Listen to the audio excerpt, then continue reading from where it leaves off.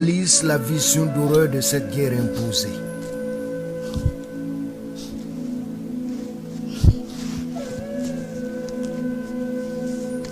Retour à la case départ pour un senior dont la vie a basculé depuis 2021.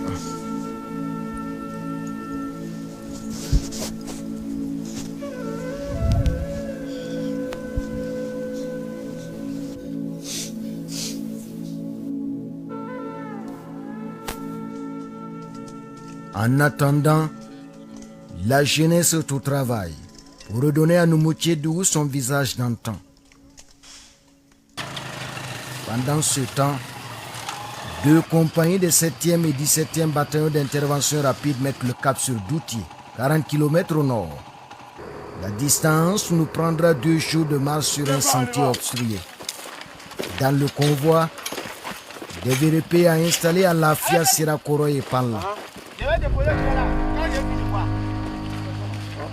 Mais avant, il faut débarrasser cette route nationale de tous ces obstacles. Le sous-lieutenant Kaiser du 17e BI conduit la corvée pour éviter les mines souvent posées à l'entrée des villages, comme ici à Tatakwali. Les éléments de tête viennent d'échapper à une mine à effet dirigé. L'explosion a rasé l'endroit. Les combattants ont de la veine, juste des blessures légères, aussitôt prises en charge. Ça n'affecte pas notre morale, au contraire, parce que nous avons eu des blessés légers, donc on rend grâce à Dieu. Voilà. C'est que si l'objectif reste le même, de conquérir tous les territoires. Voilà. Et quand on voit les populations, les VDP qui nous suivent, quand on arrive à installer, vraiment, nous-mêmes, notre objectif c'est ça. Voilà. Réinstaller la population, voilà, pour qu'ils vivent dans la dignité.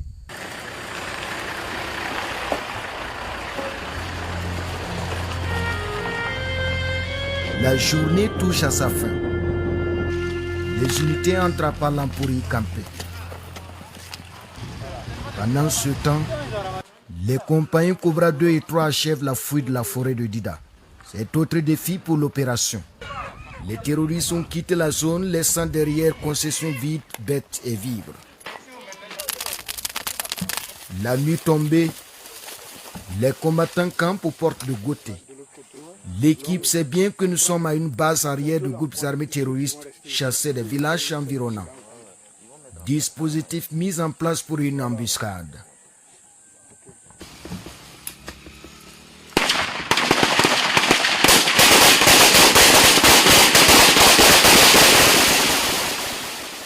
Un déluge de feu.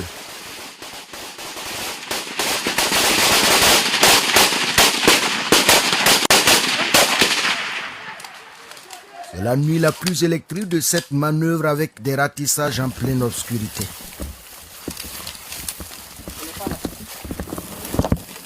Le terroriste blessé s'est échappé.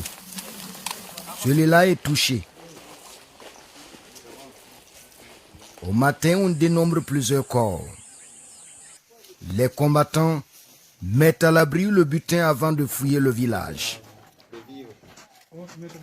Les terroristes ont profité de la nuit pour traverser la frontière avec la Côte d'Ivoire. Des armes de fortune pour la besogne.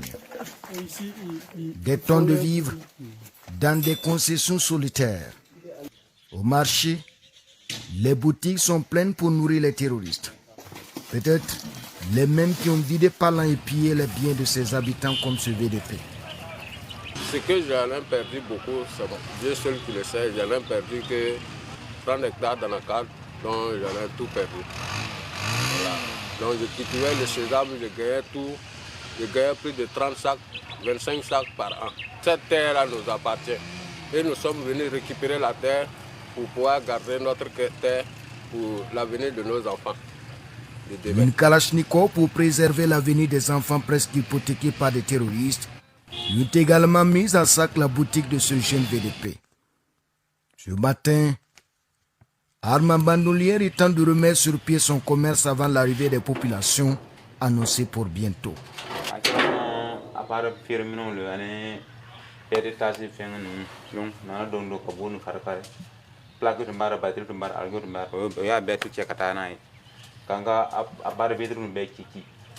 Voilà. kɛra nin ala ni sumadi o kama ala ni faama barakala kana yan bilasira na nga dugun bɔsini alhamdulillah na ala sɔnna a bɛɛ bɛna ɲa. Le sentiment de frustration a motivé la plupart des jeunes d'ici à prendre les armes. Pour l'instant, ce sont les seuls habitants du village à tout faire. Ils assurent la garde, patrouillent et animent la contrée.